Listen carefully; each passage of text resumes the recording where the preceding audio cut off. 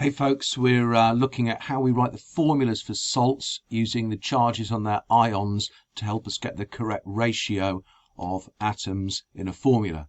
So when you write these formula, you need to make sure that the overall charge is 0.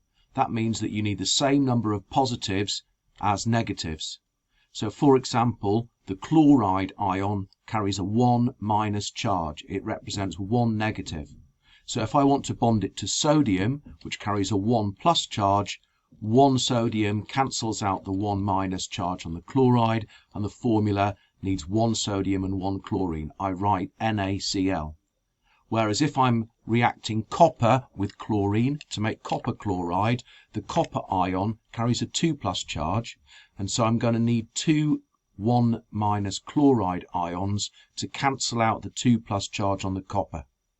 Now there's a shortcut to deciding where your numbers go when you write the formula of the salts, and if we look at the next slide, you'll see an example here. So I've got aluminium, which is 3 plus, and oxide, which is 2 minus.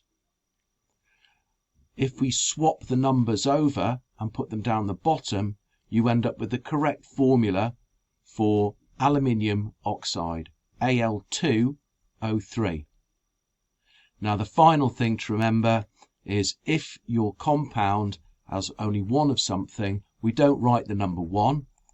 So on this example, sodium is reacting with oxide. I need 2 sodiums, but I don't write a number 1 because no number means there's 1 oxygen. Sodium oxide is made of 2 sodium ions and 1 oxide ion. I write Na2O.